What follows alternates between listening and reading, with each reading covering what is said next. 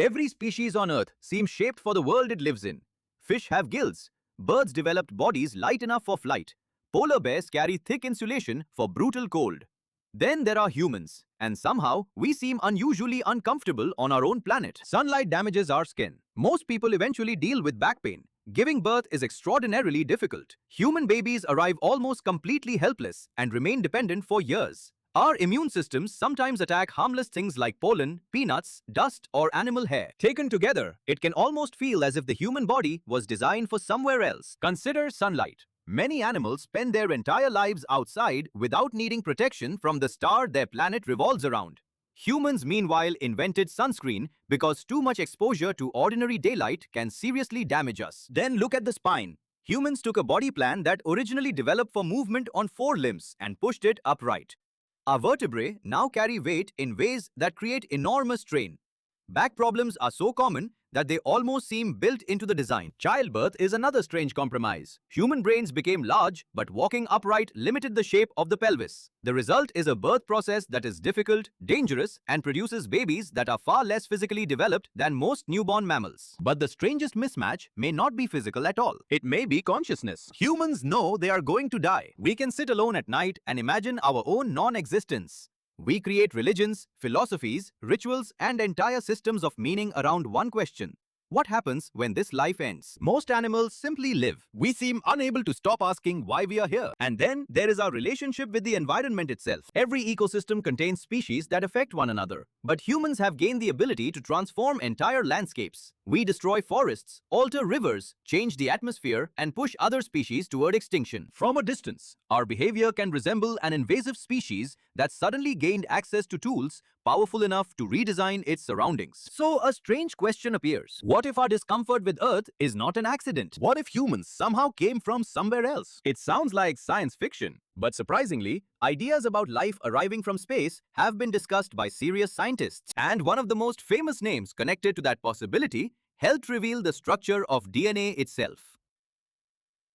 In the 1970s, Francis Crick and chemist Leslie Orgel explored an idea called directed panspermia. The suggestion was not specifically that modern humans were dropped onto Earth.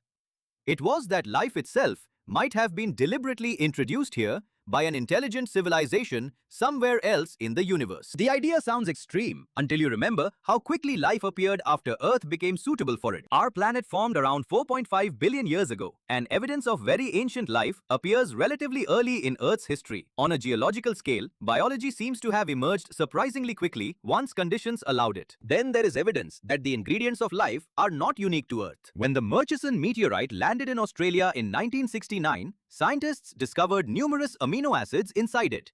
Molecules important to life were traveling through space inside a rock. And some organisms have shown an astonishing ability to survive extreme environments. Tardigrades, for example, can endure vacuum, radiation, freezing temperatures, and conditions that would kill most forms of life almost instantly. All of this makes one thing clear. Organic chemistry is not confined to Earth, and at least some living systems can survive conditions far beyond what humans normally experience. That does not prove we came from space, but it makes the larger question more interesting. Some writers have argued that our physical problems, sunburn, spinal pain, allergies, difficult childbirth, even certain biological rhythms, are signs that humans are poorly adapted to this planet. Mainstream evolutionary biology offers a much simpler explanation. Evolutionary mismatch. Take back pain. Humans began walking upright relatively recently compared with the enormous timescale of evolution. Our bodies are still compromises between an older primate structure and a newer upright way of moving. Sunburn has an explanation too. Our ancestors lost much of their body hair, probably because exposed skin and sweating helped them release heat while moving long distances in hot environments. We gained excellent cooling but sacrificed some natural protection. Childbirth fits the same pattern. Larger brains were advantageous, but upright walking placed limits on pelvic anatomy. Evolution did not create a perfect solution. It created one that worked well enough for survival. Even our environmental destruction can be understood without aliens. Human brains evolved in small groups where resources appeared enormous compared with the number of people using them. We became very good at solving immediate problems. then suddenly acquired technology capable of affecting the entire planet. So perhaps humans are not outsiders at all. Perhaps we are simply an animal whose power increased faster than its instincts could adapt. That explanation handles many of the mysteries. But one question remains unusually difficult. Why did human progress become so fast? This is where the human story becomes genuinely strange. Many intelligent animals have existed for millions of years. Dolphins communicate, cooperate, and maintain complex social relationships. Chimpanzees can use simple tools. Other species solve problems, remember individuals, teach behaviors, and adapt to changing environments. But none of them transformed their world the way humans did. Our ancestors once shaped stones with their hands. Eventually, those same hands built cities, engines, aircraft, computers, nuclear weapons, spacecraft, and artificial intelligence. The speed is difficult to comprehend. For most of human existence, technological change was painfully slow. Then progress began accelerating. Railways, electricity, flight, space travel, computers, the internet, and AI appeared within an incredibly short period compared with the age of our species. In geological terms, it happened almost instantly. Why? There are several possible answers. Language allowed humans to communicate ideas with extraordinary precision. Cooking may have provided more usable energy for larger brains. Genetic changes may have strengthened our ability to speak and learn.